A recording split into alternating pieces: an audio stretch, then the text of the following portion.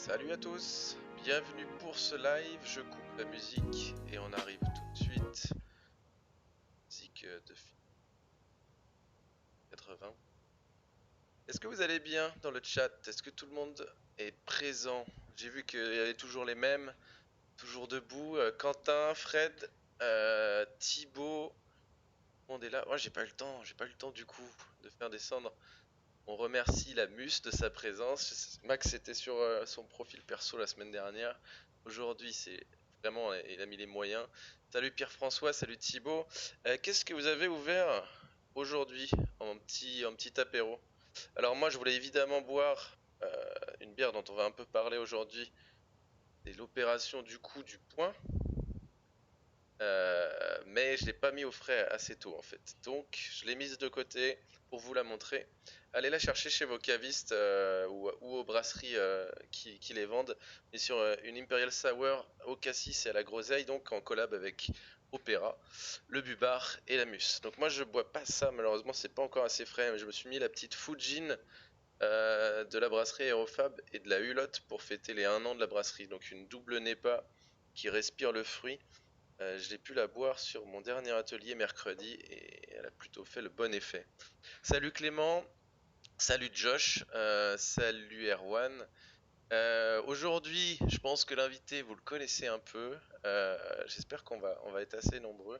On est une vingtaine pour le moment. J'ai upload les 3 premiers Craft Beer Live, pour ceux qui ne l'avaient pas vu. Donc vous avez maintenant accès à celui de Tang, donc le tout premier. Vous avez accès à celui de Fred qui est là dans le chat de la brasserie Trèfle Noir. Et vous avez accès à celui de Charles pour Aérofab.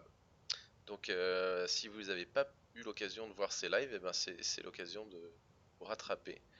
Ouais, oui, la Fujin c'est léger pour commencer, ouais. Je sais pas, c'est Vlad qui fera le taf, le taf de parler à la fin du live. Comme je vous l'ai dit, donc les ateliers avec la Hulotte ont repris, donc c'est cool. On arrive à s'en sortir un petit peu, à refaire des ateliers dans des conditions à peu près normales. On limite à un certain nombre de personnes. Donc si vous voulez aller réserver votre atelier, et ben vous avez le lien dans la description, le lien avec la Hulotte. Je vais vous le remettre dans le chat. On est sur de la Heroic 4 chez Piggy. Il y a de la Fujin aussi. Tout le monde a pris la Fujin, quoi. Tout le monde a pris de la Fujin. Quentin, il doit boire des brassins de son propre, de sa propre brasserie, j'imagine. Donc vous avez le lien. Les prochaines dates d'atelier, c'est le 3 juin, 17 juillet et je ne sais plus le dernier. En tout cas, vous en avez à venir. Je voulais féliciter Sébastien qui a gagné le concours de la semaine dernière. Et du coup, je te donnerai un petit six-pack de la brasserie Aérofab, de la brasserie Nautil, pardon. Merci à Erwan aussi qui a eu le temps de faire un don qui est passé inaperçu ces derniers temps. Mais merci à toi Erwan. Et puis je vois Josh dans le chat, donc j'en profite pour glisser que la cagnotte de la tournée pour les brasseurs, elle a atteint 260 €, il me semble, et que les équipes sont déjà en train de récupérer les bières. Donc félicitations à ceux qui ont participé à ça. Une petite clé de 10 pour... Ok, on va essayer d'aller voir sans plus tarder notre ami Vlad. Est-ce que Vlad, tu m'entends? Je t'entends super bien. Ok, je fais la petite transition. Comment tu vas? Ça va toujours très bien. On Et, dit bon, quand on je dit te bon vois matin physique, du coup. bah, du coup, bon matin. Et puis quand Bon je te vois matin. physiquement, ça me fait des affaires physiques aussi. Je vais essayer de régler un petit peu le son. T'es un peu bas dans mon casque, mais tu es peut-être normal chez les gens. Dites-moi dans le chat si le son vous va. Sarrazin Bereil, l'Azimut, je la connais même pas celle-ci, tu vois. Alors on a longuement hésité sur les casquettes avec Vlad. Donc là il a mis la casquette de Max, moi j'avais hésité aussi. Et puis finalement j'ai fait du corporate, j'ai mis... Ah bah ouais, celle-ci, ouais, évidemment. C'est le choix. Ok, je t'ai mis un peu plus fort Vlad, je pense que ça passe mieux. Dites-moi dans le chat si ça va, on te salue gracieusement. Attends, je vais brancher mon petit micro. Ça va Ah, peut-être. je pense que ça peut être pas mal. Oh c'est magnifique. Ah bah du coup, ça se pète la gueule mon téléphone. C'est mieux? C'est carrément mieux, ouais. Carrément. Carrément mieux. Je pense que pas fou le son, pas sous le fond. Ouais, alors le son, vous allez l'avoir parce que vous avez 10 minutes de latence sur le chat. Qu'est-ce que tu bois, toi, Vlad? Tu sais servi quoi? Écoute, je commence par l'apéro, moi. Fait que là, j'ai commencé par une petite sour framboise là, qu'on fait à l'Opéra. Une série de bières là, qui s'appelle la Pop Tart. C'est une petite base comme de Berliner Weiss avec un petit souring au lacto. Puis on chope toujours les fruits de la région. Là, on est sur la framboise d'un petit producteur de vin et puis de liqueur de petits fruits, de domaine du Cajot. Puis on en met genre une petite râlée là, pour que ça goûte vraiment la belle framboise d'ici. J'ai vu en préparant ce live que tous vos partenaires, c'est des partenaires locaux, que ce soit pour la bouffe ou pour la bière. Vous avez quand même un gros listing de producteurs autour de chez vous, quoi. Exact, bah, on a visé on vise le local pas mal. Là. On va en parler un petit peu plus tard, je pense, le concept de microbrasserie régionale, avec Fred qui a parlé l'autre coup là, pour le trèfle noir de ce qui se passait à Montréal. Ouais. Nous, on est vraiment on est à 2 heures au nord de Québec. Là. Il y a comme un parc de 200 km de bois avec rien. Donc, on est vraiment un petit côté région. Donc, on voulait faire un peu promouvoir ce qui se passait dans la région. Donc on l'a fait avec le resto, puis on s'est dit on peut pas promouvoir les ingrédients d'ici dans la bouffe si on suit pas ça avec notre bière. Donc on a décidé de travailler un petit peu sur les petits fruits. On a beaucoup de producteurs, donc que ce soit les framboises, le cassis, l'argousier, les épices boréales. Donc on essaye de mettre ça en valeur, même si on fait quelques petites entorses là de temps en temps. Mais le but c'est s'auto-promouvoir un petit peu, montrer que notre région, on est beau, on est bon. Ouais, puis tu connais les personnes qui le font. Il y a aussi ce côté-là, en tout cas pour ma part, que je trouve assez fun, plutôt que de voir juste le produit fini pour le foutre dans ta bière ou dans ton plat, quoi. Ben non, exact. Nous, on y va, là, le gars, on les voit, ces framboises, il nous dit, je vous réserve ça pour l'année. Puis c'est lui qui vient nous livrer, ou bien on va le voir, on lui fait un petit coucou. Comme le gars qui fait les framboises, il fait du pinard aussi, là, un pinard quand même assez intéressant.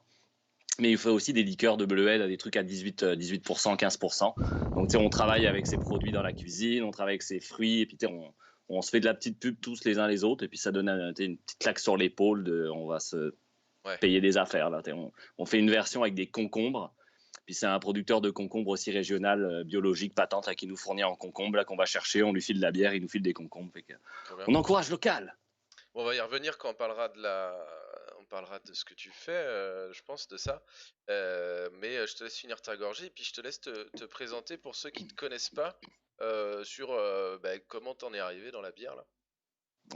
J'en ai bu beaucoup, je pense, comme tout le monde. Non, ça a été un gros changement de carrière. Écoute, je suis parti de France, de Bretagne, où je faisais un master en géologie il y a une quinzaine d'années maintenant, pour faire un doctorat à Québec en géologie minière. Qui effectivement ne m'a pas servi à grand chose là où j'en suis maintenant, mais les géologues avaient toujours cette réputation d'avoir le coude assez facile sur la tise, et que c'était effectivement le cas. Donc là je faisais mon doctorat, j'habitais à côté d'un dépanneur à bière là, comme ça avait été expliqué pour ceux qui connaissent pas le principe. Nous la bière on peut l'acheter dans les dépanneurs qui vendent genre des clopes, des chips et de la bière jusqu'à 23h le soir. Et moi j'habitais juste à côté d'un dep. J'étais allé acheter une caisse de bière de merde, là, l'équivalent Croc et compagnie. Ouais. Puis le gars m'a juste fait, mon homme, là, tu remets ça tout de suite à sa place, puis tu vas acheter ça, ça, ça et ça à la place. Puis c'était les bières de microbrasserie Charlevoix à l'époque. Puis là, j'ai goûté, j'ai fait, oh Chris, on est loin de la piste qu'on buvait habituellement. Puis là, j'ai découvert la bière de microbrasserie québécoise. Après, j'ai commencé à travailler dans un bar à bière pour payer un petit peu mes études, bar à bière du Québec et puis quelques importations. Puis la passion a commencé à prendre le cap, puis commencer à écrire des petites notes de dégustation, etc. Cuisiner, évidemment, commencer à cuisiner dans les événements de bière, faire du bénévolat dans les festivals, on connaît tout ça, je pense que tu en as fait pas mal aussi. Et puis... J'ai même réussi à faire du pro dans les festivals, tu vois. Yo! Moi, ça a commencé par le bénévolat, puis beaucoup d'événements, beaucoup de ci, beaucoup de ça, des conférences de bière au fur et à mesure. Puis après, j'ai déménagé au Saguenay et on m'a contacté des amis qui montaient une microbrasserie. Donc, ils m'ont dit, veux-tu embarquer avec nous autres? Puis de là, tout a arrêté. Puis la géologie m'a servi vraiment à rien du tout, à part que je suis encore capable de reconnaître des cailloux. Mais c'est pas mal juste ça. Ouais. Donc, pour ceux qui situent pas trop, Saguenay, c'est une région entre le lac Saint-Jean et le Saint-Laurent, et plutôt côté lac Saint-Jean. C'est le nord, ouais, exactement. Tu as le Saguenay, plus au nord, c'est le lac Saint-Jean. Généralement, on va parler du Saguenay-Lac-Saint-Jean, mais les gens d'ici, les Saguenayens sont Saguenayens, puis les gens du lac, c'est les gens du lac. Ouais, Il ne faut pas faire d'amalgame entre comme les Bretons et les Normands, là, mettons. ouais. Et puis on reste sur des distances assez folles, même si t'es pas loin, t'es quand même facilement à 1 heure du truc, quoi. Ouais, exactement. Aujourd'hui, je me suis tapé Nantes-Rennes, je trouvais ça loin, donc tu vois, quand je te parle, je vais relativiser un petit peu. Ouais, j'espère. Relativise. Donc là, on a parlé un peu de ton parcours qui t'a amené à la bière. En fait, tu as un parcours de buveur de bière. Là, j'ai cru comprendre que ton premier conseiller de bière, c'était un mec. Alors après, c'est pas vraiment des. Est-ce que c'est vraiment des cavistes dans les dépanneurs? Ils sont spécialisés dans la bière ou faut juste que le type il ait un petit peu d'appétence pour le produit et qu'il puisse conseiller ou à la Bah, rigueur il s'en fout? ce qui se passe, c'est qu'il peut y avoir un petit peu les deux, là.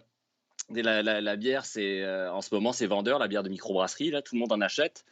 Et que c'est sûr que tu peux avoir des places qui vendent de la bière comme des stations-service où tu peux aller acheter de la bière de microbrasserie, mais tu n'auras pas le service conseil. Donc, tu sais, quand on parle de dépanneurs à bière, les vrais, les gros, là, comme mettons le marché centre-ville à Chicoutimi, là, qui a plus de 1000 et quelques produits différents juste de craft beer du Québec. Bah lui, il y a des conseillers en tout temps. Là. Tu peux te Ouais. balader devant les rayons, puis quelqu'un va te conseiller. Ils connaissent les bières, ils font des dégustations. Moi, je travaille en partenariat avec lui justement pour mes chroniques sur énergie le vendredi matin. Puis la plupart des les dépanneurs qui survivent, en fait, c'est parce qu'il y a un bon conseil. C'est facile de se dire on va vendre la bière craft parce que c'est vendeur. Mais si tu n'as personne et puis que le gars ne connaît pas et achète n'importe quelle daube qui sort, ou bien que tu as des vieilles bières trop vieilles, trop ci, Ouais. trop ça te prend quelqu'un qui connaît ça pour vendre le produit. Là. Ouais, et puis c'est donnant-donnant. Je veux dire, si tu veux vendre des trucs qui marchent bien, faut déjà être au courant et un peu intéressé. Donc forcément, t'as des choses à dire à ton client par la suite. Ouais. Euh, Exactement, c'est pas le tout d'avoir un inventaire. Là. S'il reste sur tes tablettes, bah, c'est c'est exactement ça. ça. C'est de l'argent balancé à la dompe. Puis ça fait une crise de mauvaise pub aussi pour les microbrasseries.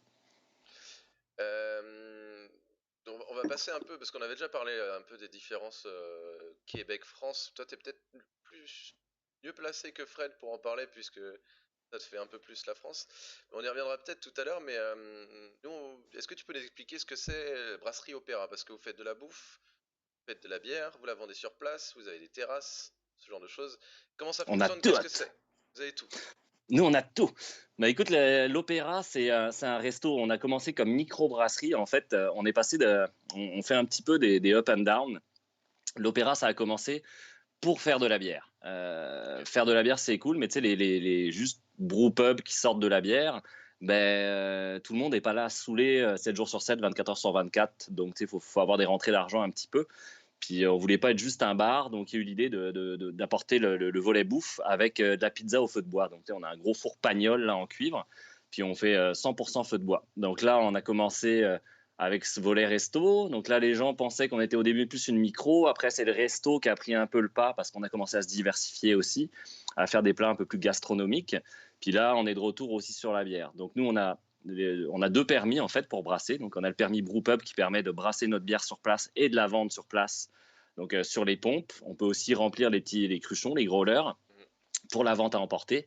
Mais on a aussi le permis industriel qui nous permet de brasser, embouteiller de la bière pour sortir justement sur les tablettes d'épicerie et compagnie. Donc on a aussi le permis terrasse, on a le permis spectacle, donc on fait des concerts à l'occasion.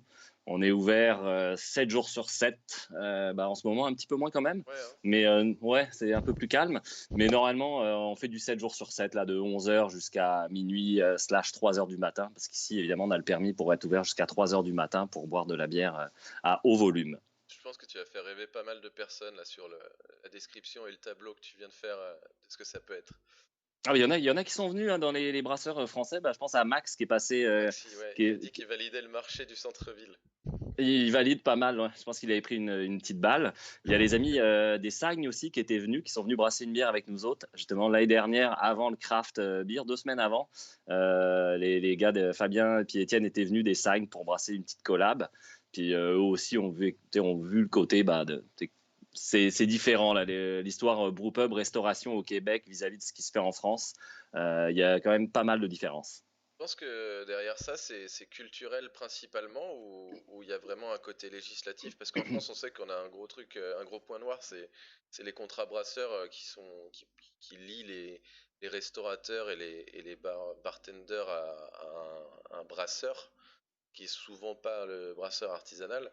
Est-ce qu'il y a que ça ou est-ce qu'il y a autre chose, juste un état d'esprit ou quelque chose comme ça? Bah, moi, je pense que c'est culturel. Il y a, on a une association au Québec, qui est l'association des microbrasseries du Québec, donc qui défendent un petit peu en fait pas un petit peu, beaucoup le droit des brasseries. Quand les premières brasseries sont arrivées dans les années 80 et quelques, mi-80, 90, il n'y avait pas de différence entre une microbrasserie et une macrobrasserie. Donc il a fallu se battre un petit peu pour tout ce qui est réglementation, loi et compagnie, pour expliquer que on ne devrait pas avoir à payer les mêmes taxes, être sous le même joug des lois que Molson, Labatt, Bud et compagnie. Mm. Fait que quand la microbrasserie est arrivée, ça a été assez tardif finalement dans l'histoire, mais il y a eu ce côté de les gens ont tout de suite vu l'engouement pour ces microbrasseries-là, qui se rapportent maintenant un petit peu à le PMU à côté de l'église. Ouais, ok. C'est devenu le nouveau perron de l'église. Là, le nouveau, on va maintenant, on va aller parler dans une microbrasserie, particulièrement en région, on voit ça énormément, où les gens veulent aller se réunir pour soutenir, avoir les potins d'un petit peu ce qui se passe, qui a couché avec qui, Ok. le maire il est-tu sympa. Fait qu'il y a ce côté de maintenant on se déplace dans les microbrasseries pour ça. Donc oui, c'est culturel. Puis évidemment, au niveau législatif, ça a l'air moins le bordel qu'en France, en fait, énormément Ouais. moins le bordel. Donc là, tu nous parlais, je voulais te couper avant, mais j'ai des trucs qui me viennent, et puis en plus, Coupe-moi quand on tu a le veux. fil de trucs, mais tu parlais de gastronomie. Donc, vous êtes parti sur de la pizza, et Ouais. après, t'as changé. T'as changé parce que cette volonté, ou parce que, je sais pas, t'as engagé quelqu'un qui t'a inspiré, ou tu t'es dit, vas-y, on fait pas que de la pizza, on peut faire autre chose. Bah, c'est comme un peu dans tous les domaines. Hein. C'est pas que tu finis par t'emmerder, mais ouais, tu peux avoir ce côté de faire de la pizza, c'est bien, mais on en a un peu plein le cul de faire de la pizza. Puis, on se met à la place du client aussi, en se disant que peut-être que lui, il voudrait manger autre chose. Donc, il y a un de mes associés, là, Max, je salue d'ailleurs Max, Karine et Pat, et puis Alex et tout ça, là, qui doivent peut-être nous écouter. On s'est dit, nous, on aime faire telle affaire, donc pourquoi on ne se mettrait pas à en faire? Donc, on s'est diversifié, là, il n'y a rien qu'on n'a pas fait. Là. On fait du gros barbecue avec des gros fumoirs à l'extérieur, on passe sur les plats vraiment semi-gastronomiques, Ceinture très, noire de très Weber. ceinture noire de Weber, pas mal, ouais. Ouais. Tu as une bonne mémoire, le jeune. Et qu'on est passé aussi sur la gastronomie vraiment plus fine, là, de pouvoir manger des affaires. Il y a des gens qui viennent à l'opéra en disant t'es coudon, je mangerais ça dans un resto étoilé, la présentation, le ci, le ça. On s'est dit que finalement, on faisait un peu les punks. C'était la réputation qu'on avait quand on a monté l'opéra, parce qu'on brassait à peu près avec n'importe quoi. Puis on s'est dit, on va rester pareil dans la cuisine, on va faire ce qui nous plaît, nous. Et puis si ça plaît aux clients, tant mieux. Puis effectivement, maintenant c'est le cas, on est devenu comme une belle place pour aller découvrir, faire des expériences culinaires. Puis on continue pas mal, parce que la gastronomie locale aussi, ça fait partie de notre engouement, là, que ce soit la bière ou la gastronomie. Il faut promouvoir un petit peu le côté régional. C'est ça qui fait que ça marche, je pense, à l'opéra. Comment tu élabores ton plat? Est-ce que tu penses avec un accord avec des bières que tu as on tap sur le moment, ou tu brasses une bière et tu t'es dit ce plat-là il irait bien, ou dans quel sens ça va? Ouais, écoute, moi je fais ça, je parle au niveau personnel parce que j'en ai fait beaucoup là, des événements d'accord mais bien. J'avais un petit service traiteur dans le temps qui s'appelait Rage Against the Cuisine. Puis on faisait juste des événements pour les microbrasseries. Donc on se déplaçait, puis c'était des menus qu'on concevait pour mettre la bière en valeur. D'ailleurs, je fais une petite parenthèse, là, le nom Rage Against the Cuisine, c'était Martin Thibault qui avait trouvé ça. Et puis je pense que son bouquin, il commence à être bien connu en France. Le monsieur, c'est Les Coureurs des Bois. C'est le gars qui a écrit Saveur et gastronomie de la bière, donc Ouais. l'espèce d'encyclopédie. Mm. Quand il avait sorti ce bouquin-là, il m'avait demandé de venir faire un petit événement de cuisine. Puis il s'était fait brasser 5 bières pour l'occasion. Puis on avait conçu le menu en fonction de ces bières-là. Puis comme il avait trouvé qu'on était punk, il avait proposé le nom Rage Against the Cuisine qui finalement nous est resté. Fait que ce qu'on fait, c'est vraiment. On voulait prendre ça à l'inverse que la sommellerie classique de bière qu'on a toujours eue de je mange un plat, j'essaie de trouver une bière qui va, puis généralement, je me casse pas la tête, je prends un truc qui est disponible, que j'ai dans ma cave. Il n'y a Ouais. pas forcément une grosse recherche qui va être faite. Fait que nous, on regardait vraiment qu'est-ce que la bière égoutte. Puis quand tu as un bon palais, je pense que tu es capable de décrypter pas mal tous les Ouais, ouais. arômes que tu as. Puis c'était ces arômes-là, on va les foutre dans le plat. Puis il y a un bonhomme qui est devenu un ami, qui a écrit ce merveilleux bouquin qui s'appelle. Euh, Ouais, Ouais. qui s'appelle ça, là, l'essentiel de Chartier. Puis le bonhomme, il a travaillé avec El Bouli et compagnie, tous les 3 étoiles Michelin moléculaires. Puis il a fait un beau bouquin où il réunit en gros les ingrédients et toutes les molécules aromatiques qu'ils ont et quel ingrédient va aller avec quoi. Donc, si on pense que le citron, ça va bien avec le basilic, il y a une raison chimique. Donc, en fait, en prenant ce que nos papilles sont capables de décrypter dans la bière et en fouillant un petit peu là-dedans, tu es capable de concevoir un plat qui va faire une vraie harmonie entre la bière et le mets. Donc, c'est vraiment, c'est un truc un peu chimique, un casse-tête logique. Et puis, c'est proposer justement un plat qui va pas. On aime ça, les contrastes et tout ça, mais le fait que tu aies une résonance entre ton plat et ta bière, moi, je trouve que c'est ça qui va être le plus vendeur parce que tu vas être capable d'attirer plus de monde dans le côté microbrasserie. En disant, regarde, si t'aimes la bouffe et que t'as aimé ce plat-là, pourquoi t'aimerais pas une bière et elle goûte exactement comme ton plat? Donc, c'était éduquer le monde un petit peu, la gastronomie et la bière, c'est éduquer le monde à arrête d'acheter du pinard qui au Québec vaut une grosse crise de beurré. Et puis va plutôt soutenir les petits producteurs locaux qui vont forcément, il va forcément y avoir une bière qui va aller avec ton plat. Donc moi je passe à l'inverse. À l'inverse plutôt. Ok. Est-ce que tu peux redonner le nom du bouquin? Alors lequel bouquin, Erwan? Il y a le bouquin Saveurs gastronomiques de la bière, celui-là il est très connu. Et l'autre c'est l'essentiel de Chartier. Alors un peu de recentre Vlad, dans l'autre côté. D'accord, stop. Voilà, vous l'avez. Au pire, Erwan, tu pourras regarder le replay. On lui demande si tu vas oser parler de ta bière au skateboard. Je vais en parler certainement. Ah, on a Stéphane qui nous a rejoint.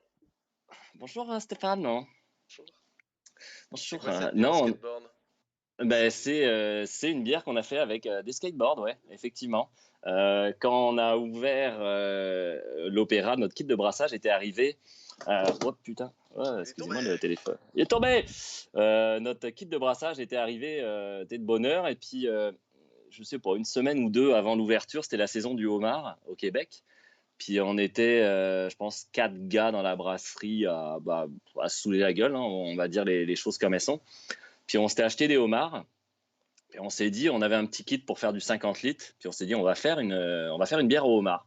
Donc on avait commencé ce qui finalement est arrivé punk en brassant une première bière au homard que maintenant une brasserie de la Côte-Nord brasse avec du crabe qui s'appelle la Crab Bitter. Ça fait 4 ans, je pense, qu'il la brasse.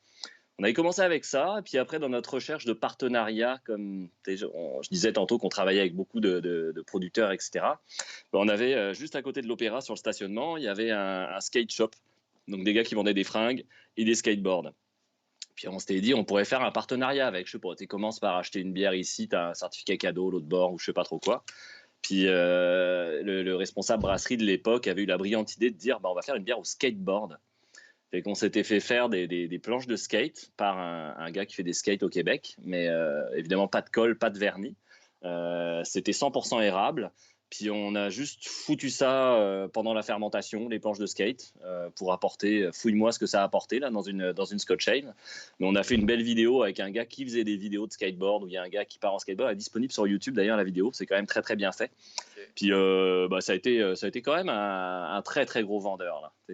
Fait un truc un peu con, un peu punk, et puis les gens, et puis évidemment ça en a parlé énormément. Donc oui, on l'a fait. Il y a une belle idée derrière. Ouais. Et comment tu arrives à imposer une bière à table, skateboard, bière au homard, comment tu arrives à la... Peut-être que le public québécois et canadien, nord-américain en tout cas, est plus ouvert. Hein. Ouvert, et puis il sera peut-être plus convaincu de ça. Mais comment tu arrives à lui dire, avec des mots, ou ton staff, cette bière-là, c'est ce qu'il faut que tu mettes dans le palais? Mais déjà, il y a le côté un peu cave, là, pas cave, là, mais de brasser avec quelque chose que, évidemment, nous, on va la goûter, la bière. Si ça goûtait le fond de sac poubelle, quand tu as mis genre des vieux crustacés au soleil, on l'aurait pas sorti, la bière. Mais il y avait ce côté, écoute, la bière au homard, on a été surpris, nous autres, là. Les gens y venaient, puis c'était majoritairement, c'était des personnes un peu plus âgées, puis qui me disaient, ça me rappelait quand je bouffais du homard quand j'étais jeune, j'habitais à telle place où il y avait le homard. Puis je prenais une petite bière en même temps, et puis il y avait le côté ils ont fait une bière au homard, il n'y a personne qui a fait ça. Fait que les gens, en fait, on n'avait même pas besoin de l'imposer, c'est les gens qui venaient nous le réclamer. La bière au skateboard, c'est on va goûter une bière au skate, c'est sûr qu'on en veut. Fait que, on n'a pas forcément à l'imposer. Puis après, si c'est pour l'imposer à table, bah ça se fait très très bien parce que on est des influenceurs, hein, nous autres. Hein. Mhm. Donc on est capable d'influencer le monde. Si tu dis, t'expliques bien qu'est-ce que ça va goûter avec les bons mots, bah, la personne, écoute, il faut toujours dire ce que ça goûte avant que la personne le goûte. Puis là, après, ces vendeurs, c'est très très facile. Ça, c'est le plus facile de la job, c'est vendre des produits. Tu parles là de bière au skate, au homard. Nous, tu sais, on a la brasserie Aeron qui a fait une bière au cassoulet, qui fait pas mal de trucs un peu what the fuck. Dernièrement, Ouais, elle fait ouais, une ouais. Sour Bloody Mary. Et est-ce que vous avez un peu cette tendance-là pas de la course, parce que en France, c'est pas forcément ça, mais essayer de chercher la recette ou l'ingrédient un peu exotique qui va aller dedans? On l'a eu jadis à l'opéra. Puis là, on a arrêté justement. C'était la période avant qu'on se mette à brasser justement avec les ingrédients un peu plus locaux. C'était notre période, la phase punk de l'opéra. On était toujours torse nu dans les festivals, à brasser, assis à ça. C'était assez trash. Puis on a fait le switch là. Donc on n'est plus dans la recherche de l'ingrédient mystère qui va être vendeur. On est plus juste dans la mise en valeur du produit. Parce que ça a été fait. Puis maintenant, il est temps de se poser un petit peu. C'est de plus en plus de brasseries, de plus en plus de produits sur les tablettes. Puis personnellement, je pense pas que ce soit en imposant des bières brassées avec des cochonneries qu'on Ouais. va faire parler de nous. On va le faire parler de nous, mais pas pour les bonnes raisons. Est-ce que Je c'est préfère qu'on dise que la bière est bonne. ouais, c'est une chronologie dans une histoire brassicole d'un pays, ou c'est la chronologie d'une brasserie?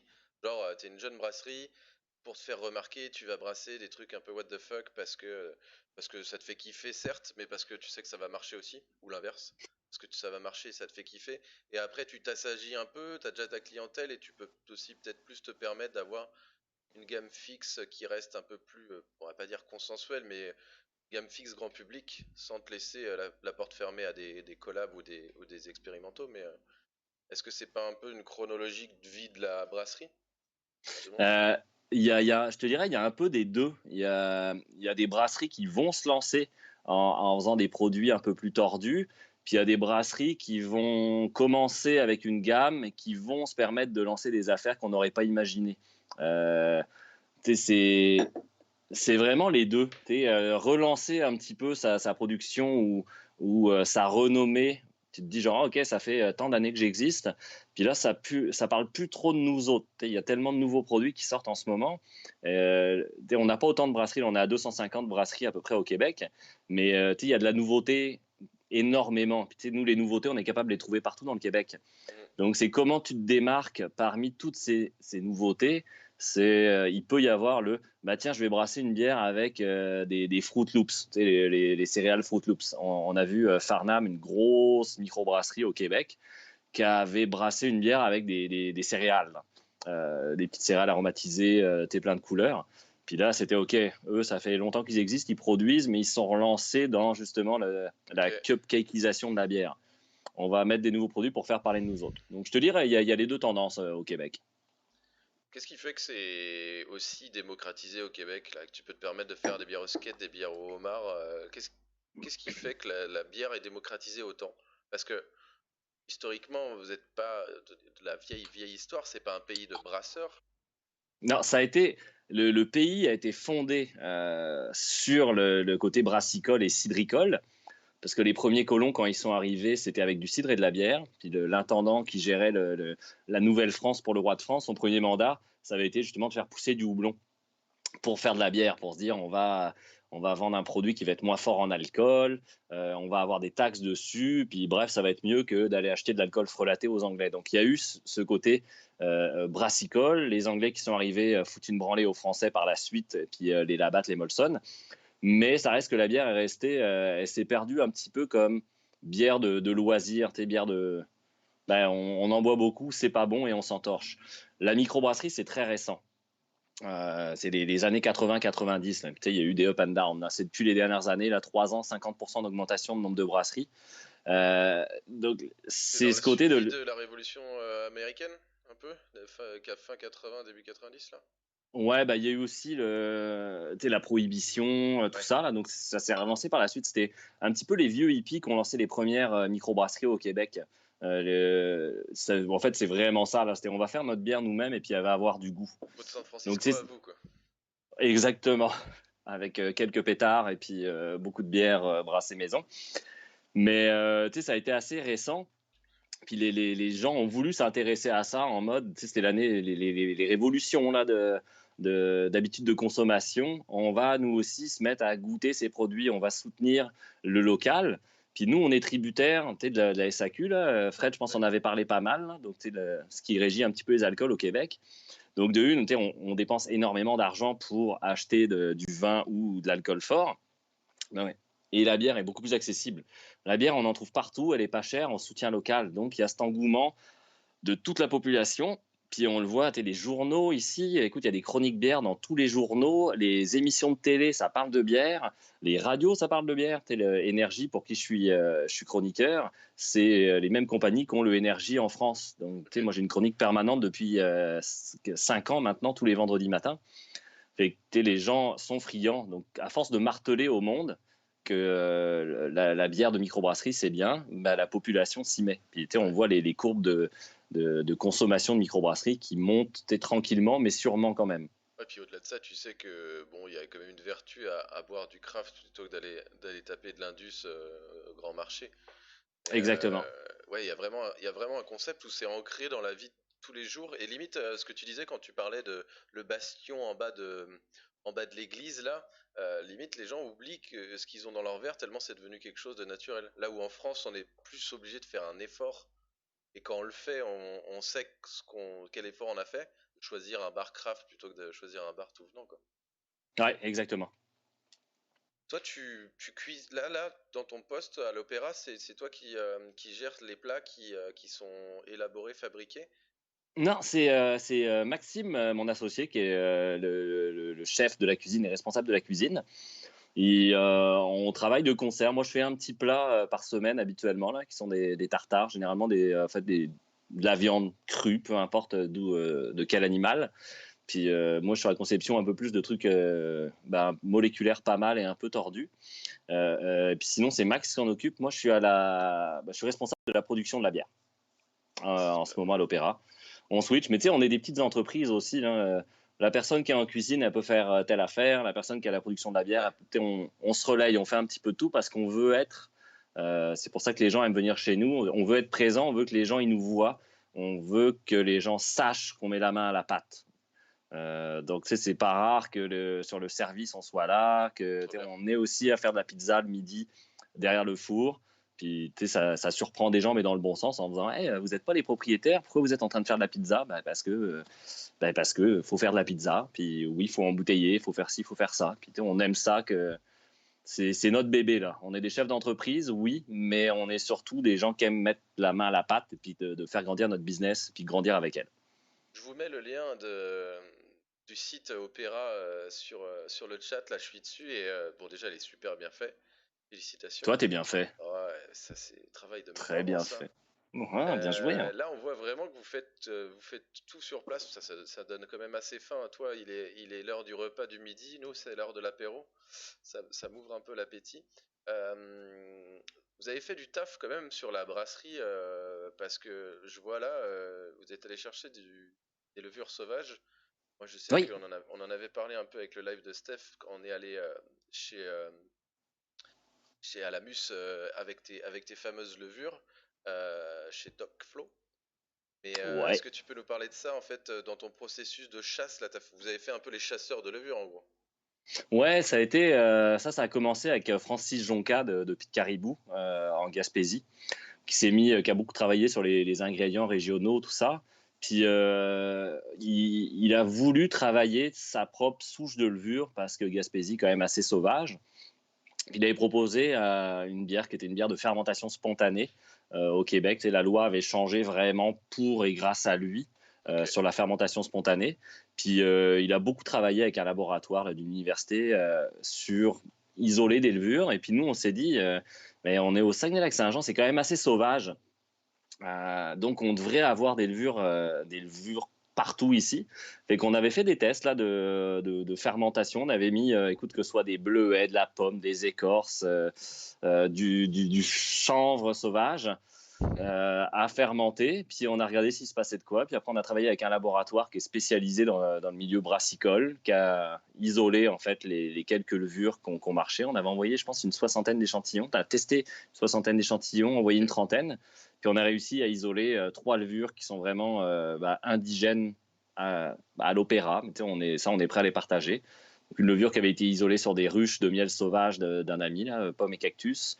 Sur les bleuetières de ma blonde, sur les bleuets, parce qu'un bleuet, tu le regardes, il veut fermenter. Et puis sur le fameux chanvre sauvage aussi qu'on a utilisé pour une bière avec le groupe punk québécois Grimskunk. Donc c'est quoi le process? Tu prends prends un bleuet, tu l'envoies au labo et tu notes bleuet récolté On le temps.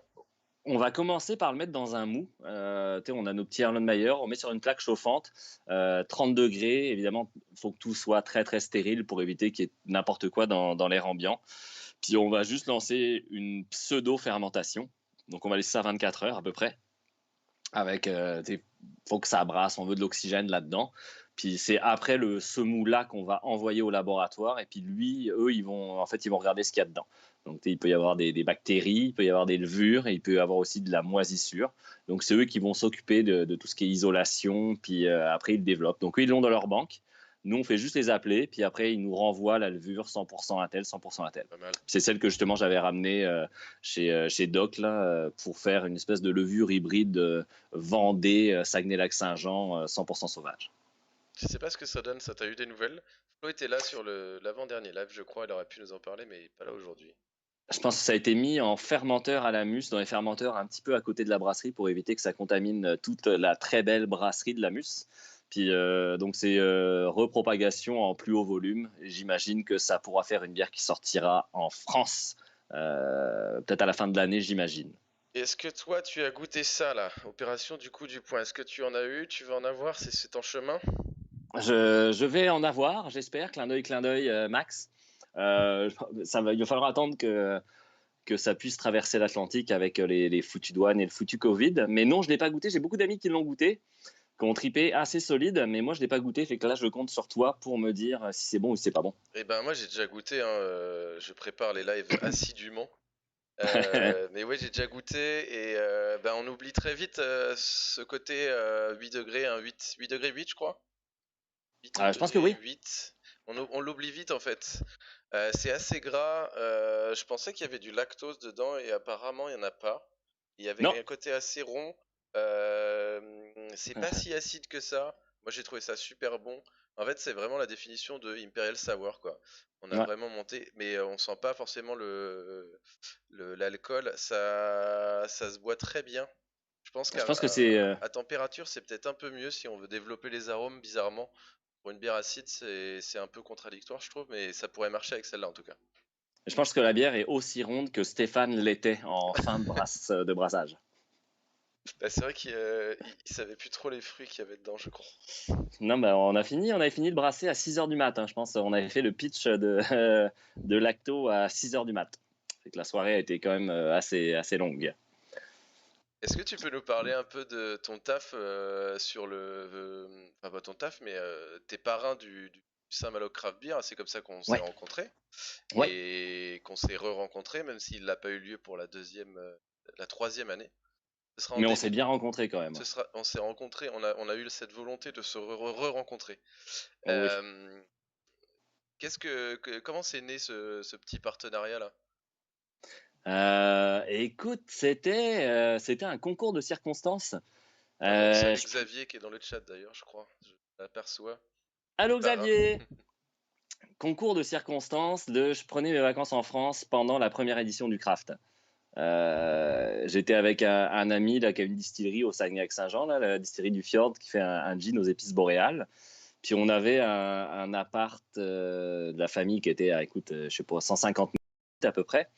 Puis en voyant qu'il y avait ce festival de bière, moi j'avais contacté Xavier en lui disant, bah, en tout cas, moi je suis capable de parler de bière, même avec un petit coup dans le nez. Puis je suis prêt à faire des petits ateliers. Fait qu'il m'a dit, écoute, pas de problème, viens. Au début, ça devait être des ateliers culinaires. Puis ça s'est transformé juste en atelier de dégustation. Ma valise était pleine de bière, vraiment. J'avais juste rapporté ça et peut-être un slip propre et des chaussettes. Fait qu'on a parlé de bière, on a, c'est ça, goûté des bières. Puis Xavier, par la suite, m'a demandé si j'étais intéressé à revenir pour être le parrain du festival et conférencier. Donc, ce à quoi j'ai dit évidemment oui. Déjà, la famille est encore à Saint-Malo. Puis, ça permettait justement de rencontrer aussi beaucoup de beau monde. Mais c'est là qu'on s'est rencontrés, à la 2e édition d'ailleurs, mon beau Ouais. garçon. Puis, c'est avec un grand plaisir que j'ai accepté ça. Puis, c'était justement montrer aussi au Québec que la scène française, il se passait beaucoup de choses. Puis moi, j'ai vu ça m'a permis de voir l'évolution aussi du craft en France là, par rapport à la première édition versus la Ouais. dernière, ou ce que j'ai pu goûter aussi en France en rentrant en février quand même. Puis moi, ce que j'ai vu et ce que j'ai bu, ça m'a plu énormément. Là. La France a comme fait, c'est exponentiel. La qualité de la bière, Ouais. les styles, c'est hallucinant. Donc, continue à venir. Je vais continuer, j'espère longtemps, à venir vous voir à Saint-Malo. Puis c'est une bonne occasion de se voir et de se boire. C'est bien dit. Ah, puis on va pas se le cacher, le Saint-Malo Craft Beer Expo, elle a quand même une belle renommée sur le paysage des salons et des festibières en France. Je pense que vraiment c'est un des noms qui revient assez régulièrement. Je fais un peu de lèche à Xavier pour qu'il puisse faire le prochain Craft Beer Live avec moi, tiens. Bon, ouais, non, mais je te soutiens à 200%. Il Donc, était. prochaine édition, c'est reporté, donc c'est début décembre si mes souvenirs sont bons. Voilà. Qu'est-ce que tu t'es servi là? Tu t'es servi le deuxième apéro? Oui, 2e apéro. Une petite saison qu'on a fait. Saison houblonnée. Vraiment base de saison très straight. Du blé, un peu de seigle. Puis on a fait surtout un gros dry hop. Sabro, mosaïque, citra. En aromatique, pur et dur. Que du houblon, en fait, rien dans le boil. On voulait quelque chose de Ok. très sec, 4,5%. Une bière de soif pure et dure, mais ultra aromatique. Fait qu'on a vraiment, c'est ça, une belle bière de soif céréalière sèche. C'est la Puis bière à boire pendant que tu ramasses les seigles pour le prochain brassin, quoi. exactement. Puis c'est un pote, on travaille avec un pote qui est tatoueur au Saguenay-Lac-Saint-Jean, qui s'est remis à faire justement à faire des beaux dessins pour les Ouais, étiquettes. j'ai vu, ouais, je viens Donc de poser la question. il a repris notre belle cocotte de houblon sur un tracteur. Et puis c'est ça, encore une fois, ça a encouragé local. Donc c'est un tatoueur. 4-5 septembre, Xavier nous dit, pardon. J'ai dit début décembre, bah écoute, j'étais complètement à côté. Ouais, Excuse-moi, Xavier. Je pense que je perds des points là, ça va être compliqué. Il va falloir que c'est je. très compliqué.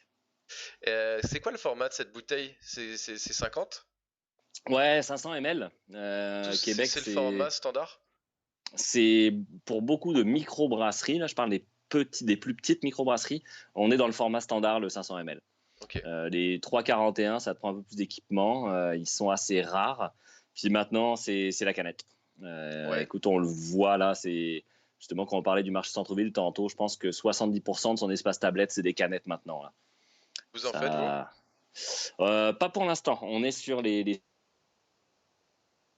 Ah, j'ai perdu Vlad. Et je l'ai quand même sur le retour. Ah, peut-être qu'il revient. Attends, c'est mon téléphone qui est tombé. Ah, t'es encore tombé. Bon, T'étais rendu à. je suis tombé, il y a quelqu'un qui me... Je Ok, t'écoute. c'est bon, je suis là. Ah, Ok. si boire. Bon, écoute, je vais tenir mon téléphone, ça va être plus simple. Fait que non, on va brasser chez des amis ça s'appelle, c'est la microbrasserie du lac Saint-Jean, qui nous laisse squatter son équipement pour pouvoir se faire encanner. Donc, on allait brasser une double IPA. Puis là, on retourne la brasser très prochainement aussi pour la mettre en canette. Ok, très bien. C'est vraiment au boulot là. Ça, c'est ton bureau. Ouais, moi, je suis dans le bureau. Ouais. Je me serais bien mis au bar, mais j'avais peur de tous les loustiques qui travaillent avec moi, avec nous, qui seraient venus évidemment faire les clowns pendant la vidéo. Tu nous feras une petite. Et là, il nous reste un petit quart d'heure. Tu nous feras une petite visite guidée sur la fin? Sans J'ai cru problème. voir tout à l'heure que tu avais un beau soleil québécois qui arrive. Ouais. C'est un beau soleil. Toi, t'es un beau soleil, mais Moi, t'as quand même j'ai un un très soleil beau qui réchauffe soleil. aussi. Tu as un très beau soleil. Donc, on a pas mal parlé de tout. On va évidemment parler du fameux. Je sais pas si tu as déjà écouté le podcast de l'âge de bière où ils ont fait un podcast où ils devaient boire à chaque fois qu'il y avait Covid qui sortait. Je sais pas si tu l'as écouté celui-là. Non, j'ai pas écouté celui-là. Ouais, je connais bien les boys. J'étais allé Ouais. en faire avec. Toi, tu vas en faire un pour les du coup? Ça pourrait être sympa, ouais. Je pense que pour le prochain live, tous les viewers sont invités à aller boire une petite gorgée. Mais ouais, je voulais te demander comment vous vous êtes organisé à l'Opéra pour pallier à cette crise, parce que si vous faites resto, bah déjà c'est mort, la taproom, enfin le brewpub aussi, donc vous avez quand même une troisième activité qui peut vivre. Comment ça Ouais, se mais on fait passe? nous, on a le take-out, donc le Les pour emporter growlers? qui est disponible, Ouais. mais aussi pour la bouffe. Donc, Ok. tu peux quand même rentrer dans le restaurant. Donc, il y a les mesures en vigueur. On a été obligé de mettre du plexiglas un petit peu partout. Le 2 mètres de distance, l'alcool, le gel hydroalcoolique à l'entrée. Puis, tu commandes ta pizza en avance, en ouvert de 4 à 7, du mercredi au dimanche. Puis, écoute, tu commandes ta pizza, elle sort du four, on te la met dans une boîte. On a une boutique. Donc, tu peux acheter des bouteilles ou justement remplir des cruchons. Et puis bah après, Ok. tourlou, là tu repars chez toi la manger. Fait que pendant ce temps-là, on produit de la bière en bouteille parce que pendant le Covid, les gens ont très très soif. Donc on est assez occupé quand même dans la production de bière. Puis on fait quand même des petits menus take-out à emporter. Vous avez fait un peu de livraison sur les bières ou peut-être même sur la bouffe? Non, c'est illégal sur la bière encore. Ah Puis ouais. ouais, on peut pas livrer de la bière au Québec. Donc tu peux venir la chercher, mais on n'a pas le droit aux livraisons. C'est une espèce de truc un peu épineux là. Pendant justement le Covid, il y a du monde qui essaye de réclamer un assouplissement des lois pour qu'on puisse aller livrer de la bière. Ah ouais, c'est marrant parce que nous en France, une question que c'est pas vraiment posée, je pense même pas du tout. J'ai même eu Ouais. dans ces lives des sponsors de livraison de cocktails à domicile, donc c'est Ouais, bizarre. on n'est pas rendu là. Mais les microbrasseries peuvent pas. Les dépanneurs, je pense qu'ils peuvent parce qu'ils ont le permis nécessaire. Mais nous, les microbrasseries, on n'a pas le droit d'aller livrer chez le monde. Ok, j'ai l'impression que vous avez quand même plusieurs permis pour faire des activités qui sont quand même complémentaires. Tu disais que tu avais un Ah permis ben, terrasse, un permis spectacle, un permis indus pour la vente à extérieur, un permis brasserie et takeaway. Enfin, t'as quand même pas mal de choses. ah, écoute, le mur dans le resto, là, il est juste c'est beurré de permis. Là. C'est pas mal l'enfer, tout ce qui est administratif et compagnie. Là. Puis il y a des lois qui sont vraiment obsolètes aussi. Là. Ça date de trop longtemps. Puis ça prendrait que quelqu'un mette un gros coup de pied dans la ruche un petit peu pour bouger les affaires. Parce que, surtout en période de Covid, là où ça limite énormément pour tout ce qui est restaurateur, les bars aussi qui sont vraiment dans la merde en ce moment. Nous, on peut sortir de la bière. Les restaurants qui ont un permis bar peuvent vendre des bouteilles de vin pour emporter, mais le bar qui a un permis restaurant, lui, peut pas le faire. Fait que c'est des affaires complètement tordues, Ouais. toutes ces histoires de permis qui sont un peu à chier. Fait que nous, on s'en sort bien parce que justement, avec tous nos permis, on est capable de sortir de la bière et sortir de la bouffe. Fait que on s'en sort bien, mais on pense évidemment à tous les autres qui sont un peu plus dans la merde, comme j'imagine en France aussi beaucoup. Ok, ouais, je vois un peu le délire. Bah écoute, si on est sur la fin, ceux qui ont des questions pour Vlad, n'hésitez pas. Vlad, ASV. tu nous montres un petit peu comment c'est chez toi, et puis s'il y a des questions, eh ben je te les envoie dans ton casque. L'idée du micro était quand même super bien quand même. Oh, toi, t'es super bien. Je pense qu'avec tous les compliments que tu m'as fait, Xavier, c'est sûr, il viendra sur le prochain live, quoi. Bah oui, c'est sûr, Xavier, il attend juste ça. Bon, attends, moi, je vois plus de questions, je vois plus rien. Parce que là, évidemment, il va falloir que je sorte par l'extérieur. Vous allez pouvoir admirer. C'est beau, j'aime ça faire des visites comme ça. Donc là, t'étais à l'étage de chez vous, de plusieurs étages, il y a au moins 6 étages à l'Opéra, non? Facile, man. Écoute, on a un building complet, nous autres, là. Parce que les brasseurs sont millionnaires, hein, ça c'est connu. Tam, tam, tam. C'est à combien de temps de Québec? On est à Le cercle. 2 heures de bagnole. 2 heures de bagnole et de Montréal, par exemple? 5 heures, mettons. Ok, ça se fait. Tiens, ça se fait très très bien. Là, tu sais, chez nous, on a. C'est... Hop là. Ah, super. Super. Donc Ça, là, c'est c'est Philippe, ton... notre brasseur. Salut Philippe. Philippe. Là, on est justement dans la brasserie. Avec Parce qu'on vue brasse. sur la route, c'est ça? Oh oui, avec vue sur un bar disco danse. Ah, Puis c'est très joli. évidemment, le bar, les bières. puis tout ce qu'on a été obligé de faire pour le Ouais, je comptoir, vois la ça. vente à emporter, puis notre four à pizza qui prend la place. Ok. Et en fait, quand ça vous arrive de brasser pendant le repas? Bah, J'imagine que oui. on brasse pas mal de jours, donc oui, les gens qui viennent manger le midi peuvent assister au brassin. Ok. On nous dit que tu as de belles cuves, Vlad. Là, les grosses cuves qu'il avait, le monsieur. Est-ce que vous avez des questions dans le chat, des remarques pour notre ami Vlad qui est pas éternel, qui va devoir retourner travailler? J'entendais ton téléphone qui sonnait tout à l'heure. Ah oui, oui, ça sonnait pas mal, ouais. Écoute, s'il y a des questions, je te les balance. Nous, Vas-y. est-ce que tes bières sont disponibles en France? Non, bah, pas pour le moment. Il y avait eu quelques. Bah, il va y en avoir parce que pour le craft, évidemment, on s'était fait shipper de la bière. Moi, j'avais apporté essentiellement du fût. Puis je pense que Steph à Bubar va avoir de nos bières en fût. Après, je sais pas, c'est Xavier justement. Coucou Xavier qui s'occupe un petit peu de la distribution des bières des Québécois. Mais Eh ben, on pour lui l'instant, demandera au prochain live, Xavier, on lui bah, demandera. au prochain live, quand il va être là, tu vas pour lui Ouais. demander live. Mais non, pas pour l'instant. On aimerait ça un jour. Là, ça va dépendre évidemment du Covid, de tout ce qui s'en vient et compagnie.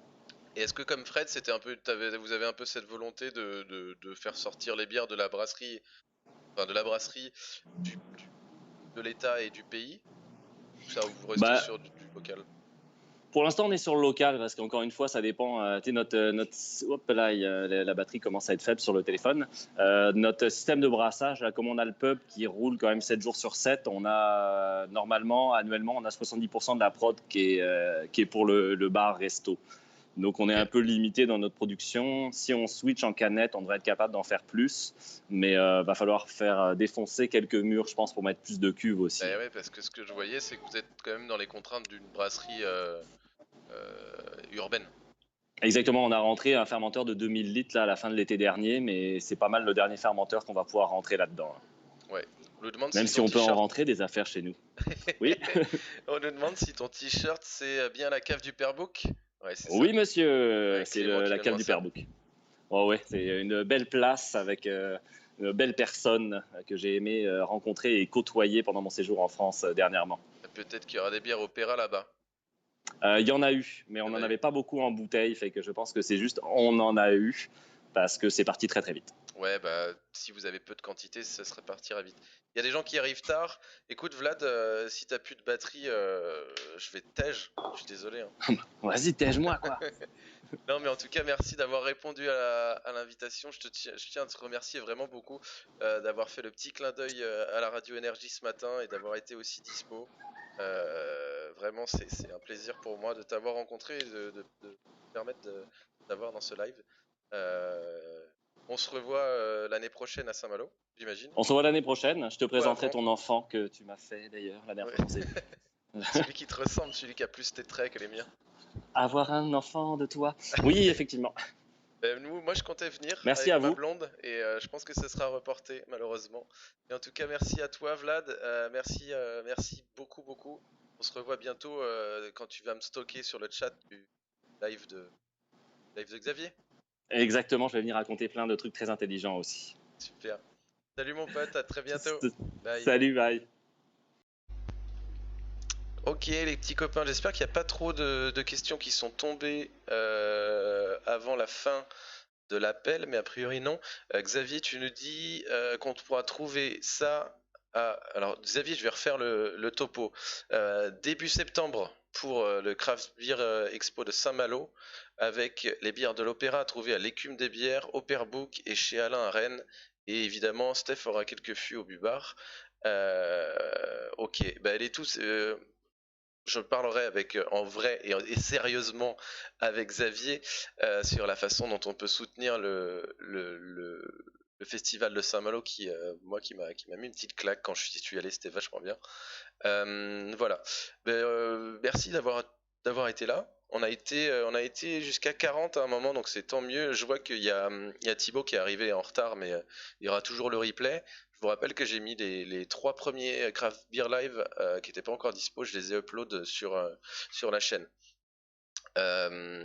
Voilà, c'est à peu près tout. N'hésitez pas à continuer à me suivre sur les pages. Si vous voulez des prestats de dégustation, je redémarre l'activité petit à petit. On a réouvert, comme je disais en intro, les ateliers avec la Hulotte à Sautron. Donc vous avez le lien dans la description, vous pouvez réserver votre atelier. Donc c'est plutôt réservé à des initiations, pas forcément à des gens qui ont déjà des connaissances, même si ça fait du bien d'avoir une petite remise à niveau. Je souhaitais féliciter et souhaiter un très bon anniversaire à Stéphane Dububar. C'était son anniversaire hier. Donc j'aurais dû le faire quand Vlad était là. Donc très bon anniversaire à Stéphane Dububar. On espère pour lui qu'il va bien. Oui, merci. Et bon anniversaire aussi à mon pote Ben, qui n'est pas brasseur, mais qui a tout autant du mérite. Le prochain live, et je suis très content de ce live, c'est quelqu'un que je connais pas du tout, mais que j'ai vu sur les internets. C'est Franck de la startup Instead. C'est de la valorisation de Dresch, et donc ils font du mobilier à base de Dresch. Donc le prochain live ce sera sûrement dimanche. D'ailleurs je vais rester un petit peu là. Je vais essayer de lancer un sondage. Le sondage s'appelle Dimanche ou pas dimanche.